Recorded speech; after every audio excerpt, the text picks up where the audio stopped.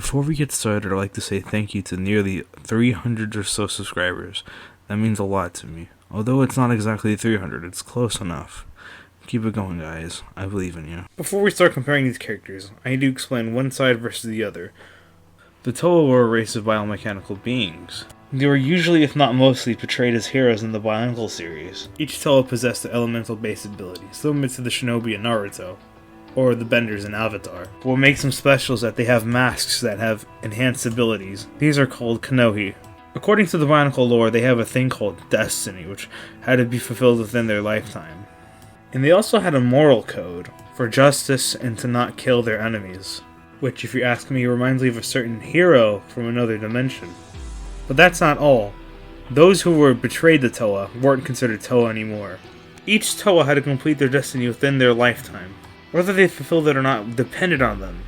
There were Toa teams, which all had destiny. Once a Toa had fulfilled their destiny, they can become a Turaga. Turagas being the village leaders of Matoran in the Bionicle universe. Very similar to the Hokage in Naruto, but we'll get to that later. Toa teams consisted of 6 members usually, but there was an exception to some members, such as the Toa Mangai and the Toa Kordak. We'll get to them in another video, they're pretty cool. Most Toa were Matoran in their lifetimes, Matoran being average villagers in the Bionicle universe. But there were exceptions, such as the Toa Mata. Their elements consisted of fire, water, ice, air, stone, and earth. There were other elements as well, such as light, magnetism, sonics, and lightning. I could list them all, but there's a Wikipedia for it, so I don't want to waste my time explaining all the elements in one video. There are numerous Toas throughout the Bionicle universe, team-wise.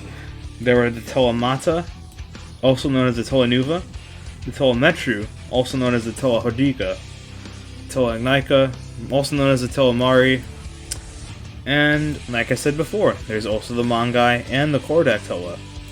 What about their abilities, besides their elemental powers?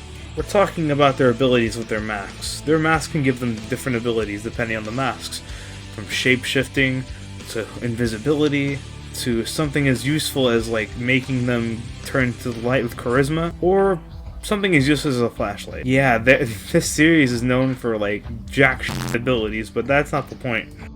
There can be some really good potential mask abilities in this series, that's what I like so much about it, and some of them have their pros and cons, which is kind of unique. We could talk about the most powerful mask of all time, but that is for another video, for another topic.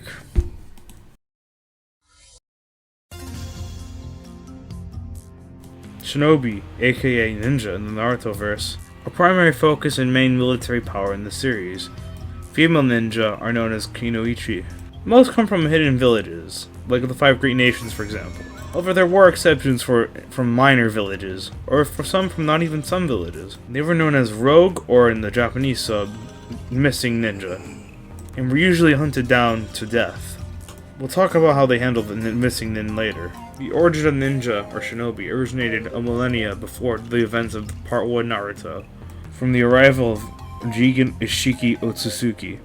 Please forgive me if I pronounce that wrong. And Kaguya Otsutsuki. The Otsutsuki clan invaded the earth with a god tree to harvest chakra fruit on earth.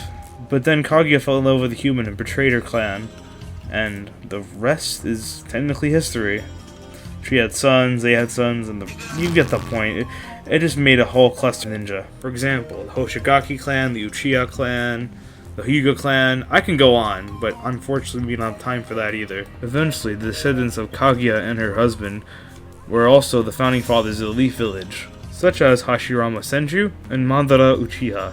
They would ally the clans and unite the Konoha village, also known as the Leaf Village in the English dub, and their main country would be called the Land of Fire. Eventually, the other nations would name their own villages, such as the Land of Water with the Mist, the Land of Lightning with the Cloud, the Land of Earth with the Stone, and the Land of Wind with Sand. There are also minor nations, such as the Sound, Waterfall, and Rain, but we could talk about those another time. Each village had their own elemental powers, but there was a rare exception of them having multiple elements. This is where Kekkei Genkai comes in. We'll get to it soon. Jutsus were techniques used by ninja to utilize in battle. First requirement to use a jutsu is chakra. Chakra being the elemental powerhouse in Naruto. It's similar to the Force, except the Force doesn't really use elemental powers. But I still think it's cool. There are 3 categories of jutsus: ninjutsu, genjutsu, and taijutsu. Jutsu is elemental weaponry that can require a lot of elemental powers, and jutsus can range from shape-shifting techniques to assassination weapons. Primary example of assassination jutsus would be Chidori, or even the Rasengan. There's also medical ninjutsu. Medical ninjutsu is a branch of ninjutsu associated with healing, as well as the manipulation of their own or another's body practiced by shinobi. Categorized as medical ninja. They can even cure poisons if you think about it, which medical ninjutsu uses a form of yin and yang release, separate, not together. Taijutsu, basically the easiest one to explain, would be hand-to-hand combat with no hand seals, no ninjutsu, genjutsu. Taijutsu is just plain hand-to-hand combat. It's simple as. Genjutsu is a little easier to explain than ninjutsu, but not as easy as taijutsu. So what genjutsu is that it's basically hallucination manipulation. Basically, they cast a jutsu on you, but it's not like ninjutsu or taijutsu. It's something else. Genjutsu can range from hallucinations as simple as a tree or a person, to even mind manipulation or even mind torture. Genjutsu can be as simple as hallucinations.